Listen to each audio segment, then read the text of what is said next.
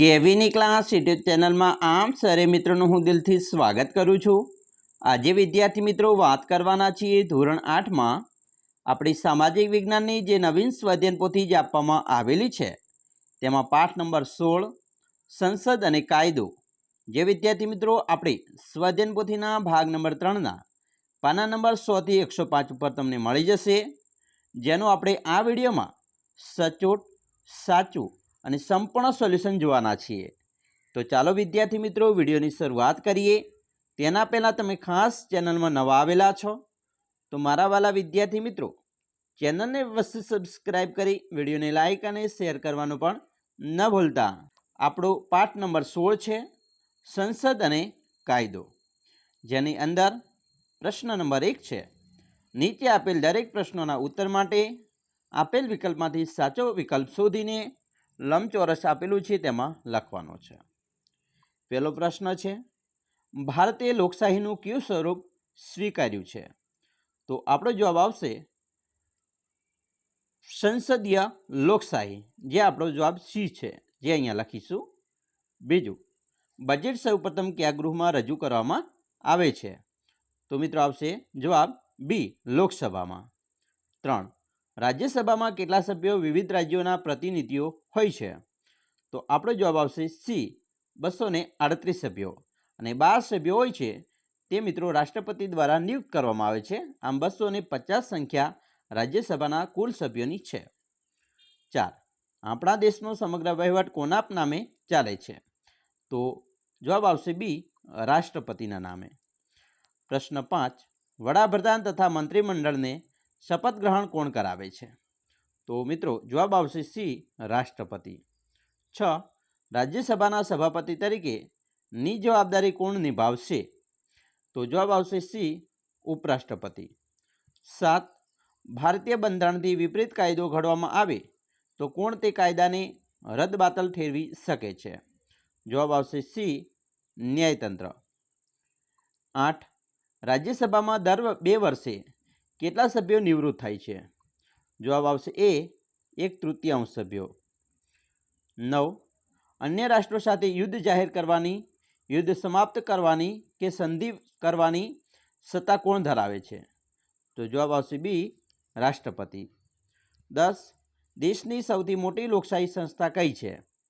જવાબ આવશે એ, સંસદ। 11, રાજ્યસભા વિશે નીચેનામાંથી કયું વિધાન સુસંગત નથી? જવાબ આવશે ડી, રાજ્યસભાની મુદત 6 વર્ષની છે।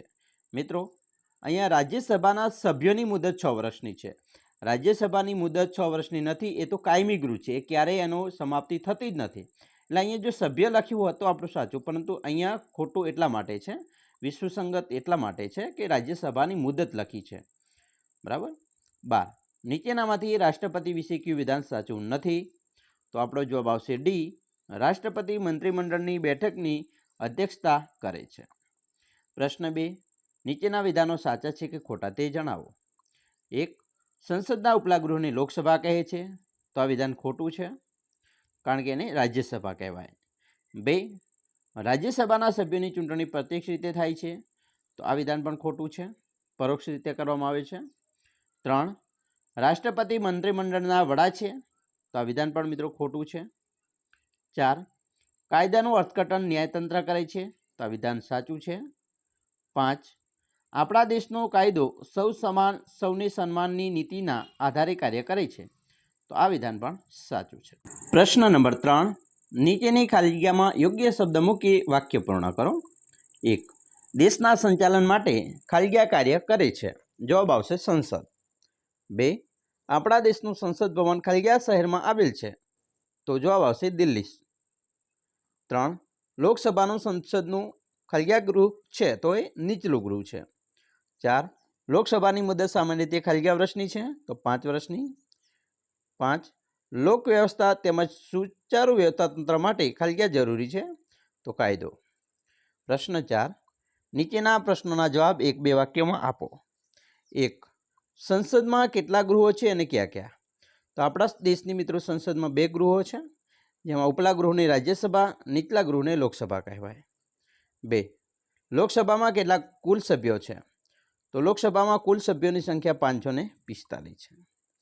3. લોકસભા કઈ યાદીના વિષયો પર કાયદો ઘડવાનું કાર્ય કરે છે? તો લોકસભા સંઘ યાદીના વિષયો પર કાયદો ઘડવાનું કાર્ય કરે છે. 4. મંત્રીમંડળની કામગીરી પર અંકુશ અને નિયંત્રણ કોણ રાખે છે? તો મંત્રીમંડળની કામગીરી પર અંકુશ અને નિયંત્રણ વડાપ્રધાન, પ્રધાનમંત્રી રાખે છે. 5. રાજ્યસભામાં રાષ્ટ્રપતિ દ્વારા કયા કયા ક્ષેત્રના 12 મહાનુભાવોની નિમણૂક કરવામાં આવે છે? જવાબ: રાષ્ટ્રપતિ દ્વારા સાહિત્ય, કલા, વિજ્ઞાન, રમતગમત અને સામાજિક સેવા જેવા વિવિધ ક્ષેત્રો સાથે સંકળાયેલા વ્યક્તિઓની નિમણૂક કરવામાં આવે છે. 6.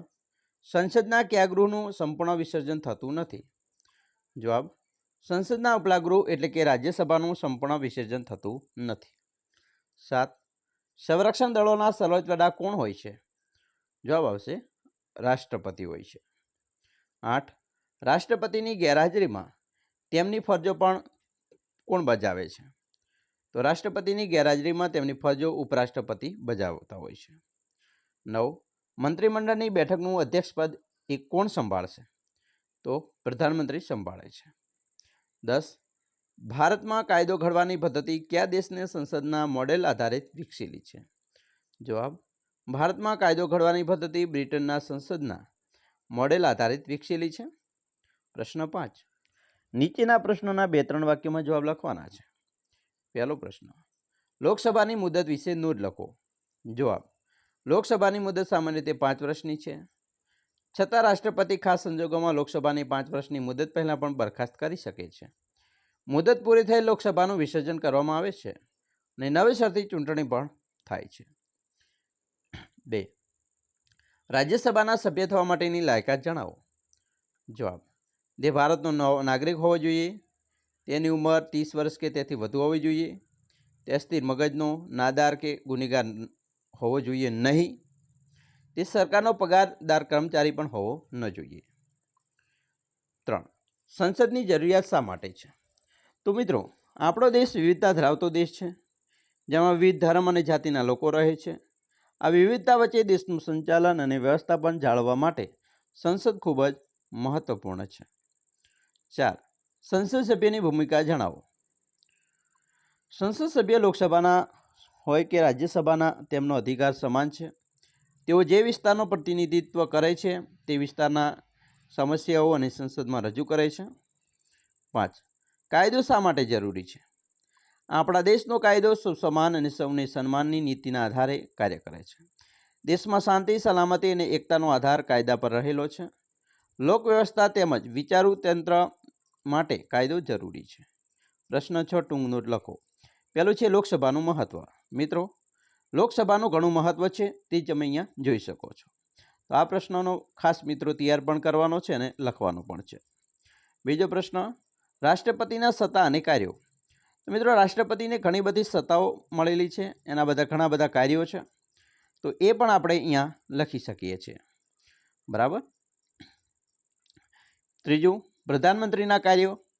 પ્રધાનમંત્રી એટલે આપણા વડાપ્રધાન, એમને અલગ અલગ પ્રકારના ઘણા બધા કાર્યો કરવાના હોય છે, એ પણ મિત્રો આપણે અહીંયા લખી શકીએ છીએ. જો કાયદો જ ન હોય તો શું થાય? મિત્રો, જો કાયદો જ ન હોય તો દેશમાં શાંતિ, સલામતી અને એકતા સામે ભય ઊભો થાય છે. કોઈ પણ વ્યક્તિ ગુનો કરી શકે છે, તેમજ બળિયાના બે ભાગ જેવી પરિસ્થિતિનું નિર્માણ થઈ જાય. તેમજ સૌને સમાન અને સૌને સન્માન એ નીતિનો પણ પાલન થઈ શકતું નથી. આથી સમગ્ર દેશમાં અરાજકતા ફેલાઈ જતી હોય છે. તો આ વાત કરી વિદ્યાર્થી મિત્રો તમારા પાઠ નંબર મિત્રો 16નું સંપૂર્ણ સોલ્યુશનનું, જે સંસદ અને કાયદો આપેલ છે.